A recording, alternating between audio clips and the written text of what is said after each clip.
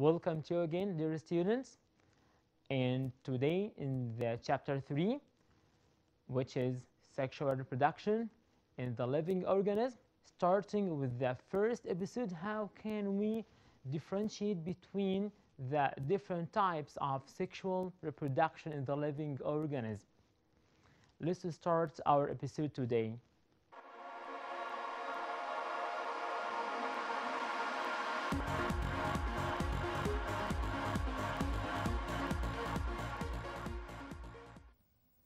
Sexual reproduction. In this lesson, we need to learn more about sexual reproduction and how does it happen and how many number of individuals which is need. Well, actually, sexual reproduction, it needs two individuals, male and female. And the last time we studied asexual reproduction, and we said it needs one individual. It may be male only or female. Okay. While here we need what? We need male gamete, which contains half of genetic material, we call it N, and fuses with the female gamete, which also contains the half of genetic material. And by a process which is called fertilization, it gives us what? The zygote. The zygote is what? The fusion of male gamete with the female gamete. Okay, so both of them together give us what? They give us the final product, which is diploid or 2N, the same number of chromosomes in the parent cell. I mean, in each parent cell, male and female. Well, after that, it depends on meiosis or mitosis. It depends sure on meiosis or meiotic division to produce what? Haploid gamete. We call the mitotic division, we call it what? The reduction division. Reduction is mean what? The final result, the final product of the male cell. It gives us what? Cell which contains half of genetic material and also the same sequence in the female gamete.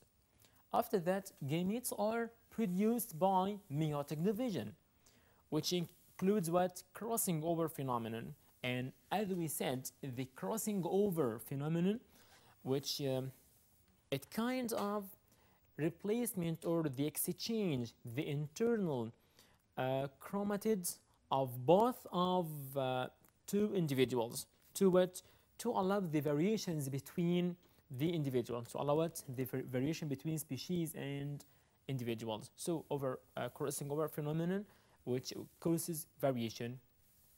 And also, the new individuals receive genetic information from both male and female. So it has absolute ability to adapt with the hard environmental conditions. Okay, and this is contradictory to the asexual reproduction. In the case of asexual reproduction, what did we say? We say that the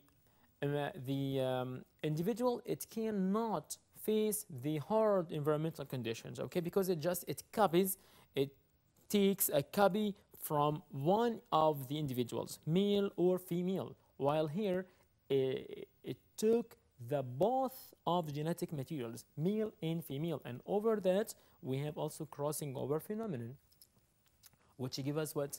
A wide variation. It also takes more than one time and more energy. It takes what? It takes more time and more energy. I mean that it has a high biological cost. And actually, it is a question here. If I'm going to ask you, give reason, the sexual reproduction takes much more time and more energy, or by the meaning, it needs a high biological cost. Let me to give you the standard answer here. Number one, because, as we said, number one, it takes after time of maturation and preparation. What does it mean? Well, the sexual reproduction, it needs what? Male and female, okay? And the male and female, they need a time for maturation, for growing, to be well prepared for sexual reproduction. This is a time, so we need a much more time. And instead of what? Instead of the asexual, and also a time of preparation. Number two, remember the question is what? Why sexual reproduction it needs or takes a high biological cost? We said the answer here we have what? About 5 points. Number one, it takes after time of maturation and preparation. Number two, in some cases the organism must prepare a nest or burrows, nest or burrow like birds, for mating or guarding and carrying eggs or youngs. So this takes a much more time, and this is called a biological cost, and so on. After that also we have what? Some species keep the young within their bodies till birth. Like what? Like kangaroo. They keep the young inside the sack or something like that for a time till they became a young, and so on.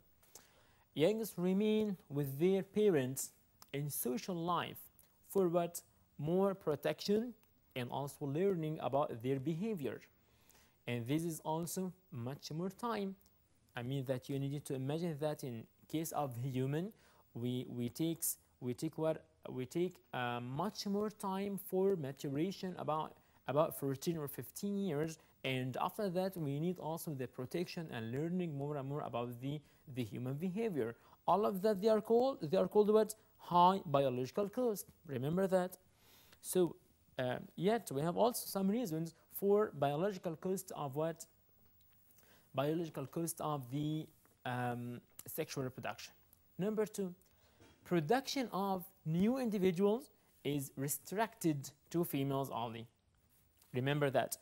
In case of asexual reproduction, and also at the end of this lesson I'm going to compare, we have a large comparison between sexual and asexual reproduction. But let me to remind you with something from the last lesson. In case of asexual, what did we say? We say the male or female, okay, it can reproduce. While here in sexual reproduction, the reproduction is restricted, limited only for females, okay? And we have two main types of sexual reproduction. Let's start with the what? With the types of sexual reproduction. Number one, we have two main types or two main methods. Number one, sexual reproduction by conjugation. Sexual reproduction by conjugation. It happens in a primitive organism like protozoan, like algae and fungi. And we have also an example here for some algae. Number one, in this type of reproduction, it occurs by mitosis at suitable conditions. But remember, they turn to sexual reproduction by conjugation if what happened, if they are subjected or they are exposed to a drought or a change in water temperature or purity, salinity, and so on. There are different any and extra conditions that happens to the living organism. Okay, we have an example here for one of the most common algae, which is called Spirogyra. Called what? Spirogyra. So we have the example here, our example, conjugation in Spirogyra. We have two types of conjugation, okay? Number one, Spirogyra at the first, it just what? One row of cell.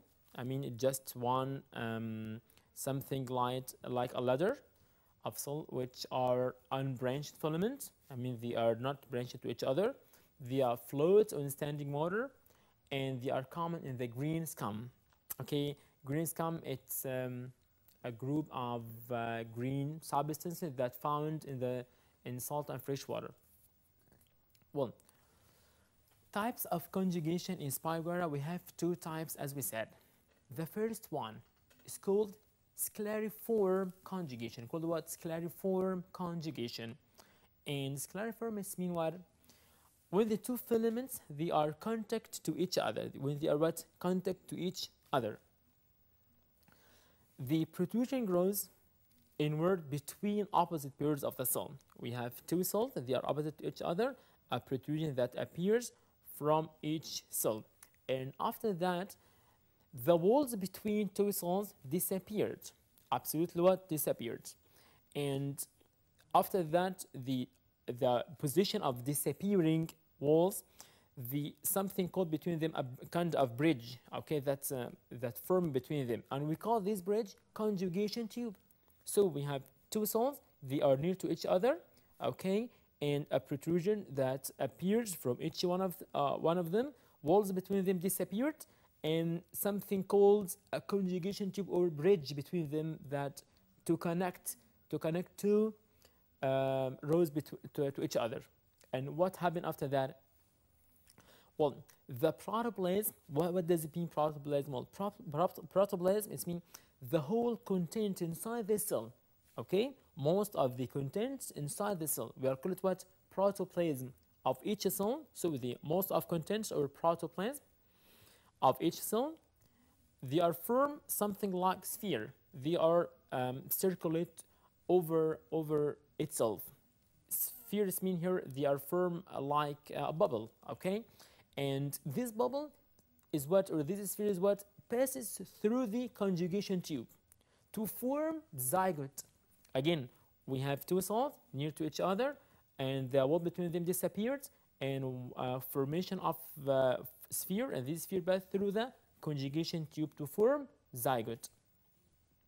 This is scalariform conjugation. The zygote after that becomes coated by a thick coat.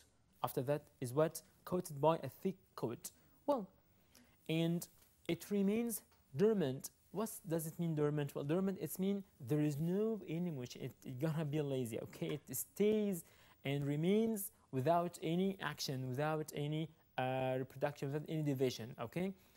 Until the surrounding conditions become favorable or it improves to be well, and after that it germinates to give us a new filament or new individual of the spirogyra, and so on. This is the first step, which is scalariform conjugation. And the second type, which is what? Lateral conjugation. Well, remember, the scalariform, two cells or two different cells, they are what? They are near to each other. Okay, while here what we have what? It occurs between the cells of the same filament. We have the same filament, and the filament, it looks like as a ladder, okay? It consists of more than one cell. Each two cells, they are behind to each other, they are followed by each other. Sometime the same sequence also that happen, okay? It occurs between cells of the same filament. Well, what happened? The protoplasmic content also, as we said, what does it mean, protoplasm? Protoplasm, everything inside the nucleus, okay? Everything inside the cell, the spirogyra cell. Well, the protoplasmic content of one cell, it moves to the near cell or adjacent cell through what? Through an opening in the wall. It just, the wall also between them, it disappeared, okay? At the previous type, which is scalariform conjugation, also the wall between them disappeared, and formation of a sphere. The same sequence, okay, but instead of two filaments, it happens in the same filament, between two cells of the same filament. This is the difference between lateral and scalariform conjugation. After that also, the protoplasmic form a zygospore that germinates when the conditions become what? Favorable or improves. And that's everything about the lateral and scalariform conjugation. There is no formation of conjugation tube. So we have two differences between scalariform and lateral conjugation. In the scalariform, there is a conjugation tube, okay, while and also it happens between two different filaments. In case of lateral conjugation, it occurs in the cells of the same filament and there is no conjugation tube. Again, when I'm going to ask you complete the difference between scalariform and lateral conjugation space and space, number one, formation of conjugation tube. Number two, there is what it happens in what it happens between two different filaments in case of scalariform. And this is a form of, yes, I need you to tell me here. We have here two cells, okay, when they are near to each other, what happened? Yes, the walls between them disappeared and the protoplasmic content transfer from one cell to another, and after that it formed zygospore. Zygospore coated itself by a thick coat. When the conditions become favorable, it gives us what? A new filament or new individuals. Yes, that is all. This is what? Yes, this is a scalariform conjugation of the spirogyra. What about here? This is a lateral conjugation in spirogyra. Okay, I need you to remember that there is no conjugation tube, and also it happens in the what? In the same filament between two adjacent cells. This is the difference between lateral conjugation in spirogyra and the scalariform conjugation in spirogyra. Well, after that, we're going to start. We have also give reason here for when I'm going to ask you, meiosis takes place, I mean mitotic division, okay? It takes place after fertilization or before germination in spirogyra. Think, and I'm going to give you the standard answer also. Thank you. Yes, because of what? The parent cell is haploid. I mean, it carries half of genetic material, while zygospore is diploid. It carries what? Yes, it carries the full genetic material. So zygospore divides by meiosis to form haploid cells, and similar to the parent cell. Get the difference? This is the ideal answer for the question here. And after that, I need you to compare between scalariform and lateral conjugation. And this is for you to compare between scalariform and lateral conjugation in spirogyra. Well, after that, we need to know that reproduction by sexual gametes. So we said that we have two main methods, conjugation and scalariform. But what about the reproduction by sexual gametes? It has some tips. We're going to talk about it, to discuss it right now. Number one, it is the reproduction of new individuals from what? Fusion of male gamete with the female gametes. And sure, after that, we're going to form the zygote. To form what? Zygote, which carries what? Which carries the complete or full genetic materials, which is 2N. Complete the embryonic development by mitosis. So the mitotic division, after that, it happens directly. Okay, there is no meiotic division. Just what? As soon as the male give us the male gamete and female give us female gamete by meiotic division, when they are fused together or merged together, they give us what? The zygote. Well, and we have a comparison here between the male gamete and female gamete. Just for you, one of the most important comparison between what? Male gametes and female one. Well, we have about 5 points to compare between male and female gametes. Number one, the number in each one of them. Yes, a male gamete, it's produced by large number at the exposed to loss and damage, and we're going to discuss it when we start in the illustration, the reproduction in plant and also in human. While in female gametes, they are just few. It's maybe just one ovum, while in case of male gametes, there are thousands and sometimes there are millions. After that, the cytoplasm. Well, male gamete, small amount of cytoplasm, but for what? Well, remember that the cytoplasm, it's just the what? The nutrients of the nucleus of any cell. Okay, so male gamete, it needs to move. It needs to sometime like pollen grains in plant. They need to what? They are propagating in the air. So they need what? A very lightweight. They doesn't need much more amount of cytoplasm. So the amount of cytoplasm here is gonna be what? very small to help them, to facilitate or to help them in movement more and more. While in case of female gametes, they are what? They are, they doesn't move much more. So they need what? Much more cytoplasm to feed the embryo, because they are, as we said, the sexual reproduction restricted by female, and they are feed the female. So the female ovum or female gamete, it needs a much more cytoplasm. After that, we need to imagine the body of each of them. As we said, male gamete, it needs to move. So it's gonna be big or small? Yes, it will be what? Small. And pointing to what? To facilitate the movement. Facilitate, I mean to be more easy in movement. On the other hand, the female gametes, sure, it needs what? Yes, to be what? Spherical in shape, and also it doesn't move for a much more distance, such as male gamete. Also, locomotion. Locomotion is mean what? The movement. Which one of them, need you just to imagine which one of them will be moved and which one of them will be doesn't move, or we call it stationary, it doesn't move. Yes, the male gametes, it's a motile with locomotory tail or flagella, as we're going to study in human. While in case of female, it's stationary. It cannot move.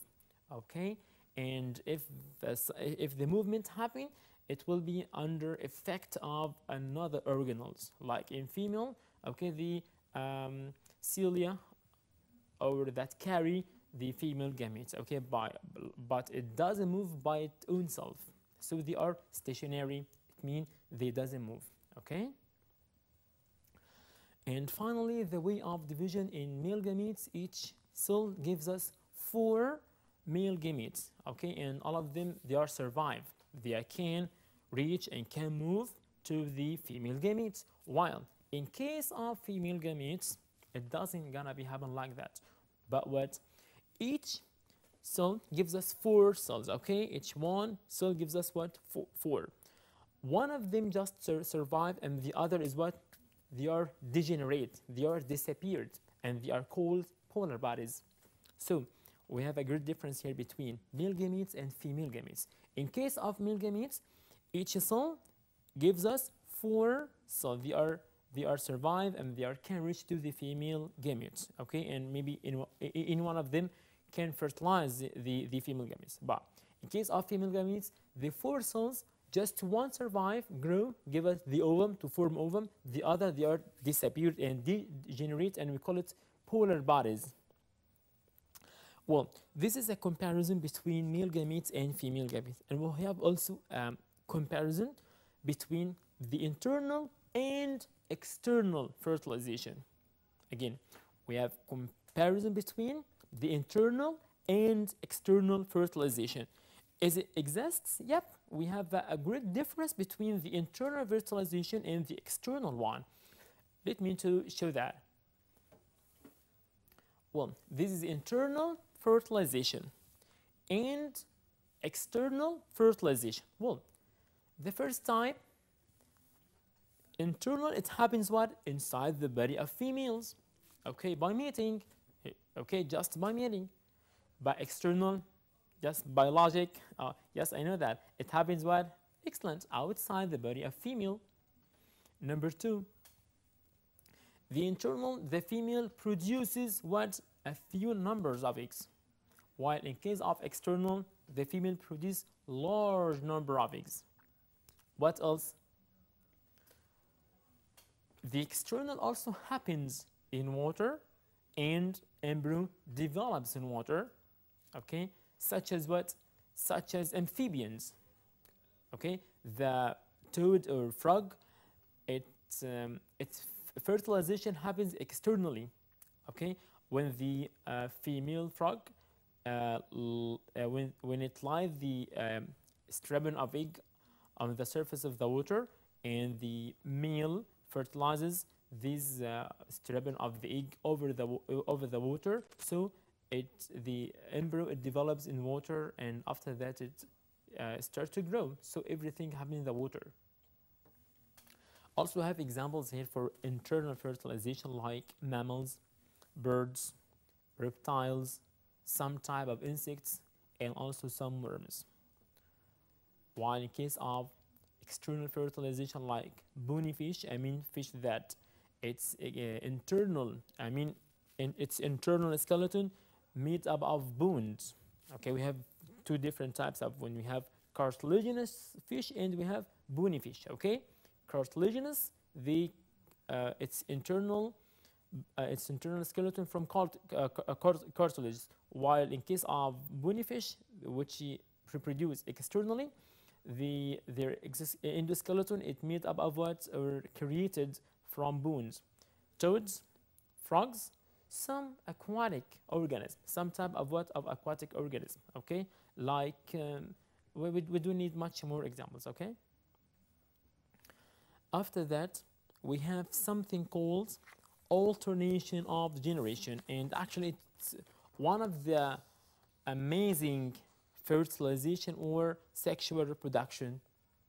Well, the alternation of generation, from its name, something that alter or something that change between two different forms. Well, it's a type of reproduction in which the life cycle includes the two types, two generations. One of them reproduces sexually and other reproduces what? Asexually. Okay, and the other is alternates with the generation that reproduces asexually, and this is associated with a variation of chromosomal number. Because of what? Well, when I discussed with you in the previous lessons, as we said, the asexual reproduction, the environmental conditions or the individual cannot resist or cannot fit the environmental condition. In case of sexual reproduction, the environment can face the hard environmental conditions, okay, because the chromosomes, they came from both of male and female, so it carries the both genes or both chromosomes. While in case of alternation in generation, it has the both importance or the both advantages of sexual and asexual reproduction, as we're going to study that right now. So when I'm going to give reason for the alternation of generation gains the benefits of both sexual and asexual reproduction. What did you say about that? Yes, I need to squeeze your mind, because yes, because we have what the asexual, it make the living organism or make the individual faces the hard environmental condition, and the asexual in the propagation and distribution for large number. So because they give large number of individuals in short time, like asexual reproduction, and at the same time it can face or resist or tolerate what? The hard environmental conditions, like what? Like sexual reproduction. Get the difference? Yes. So we have asexual, there is no facing or resisting environmental conditions. Sexual, it can resist. Asexual, the both conditions, which is what alternation of generation, it can resist. It can carry or has the both benefits of sexual and asexual reproduction.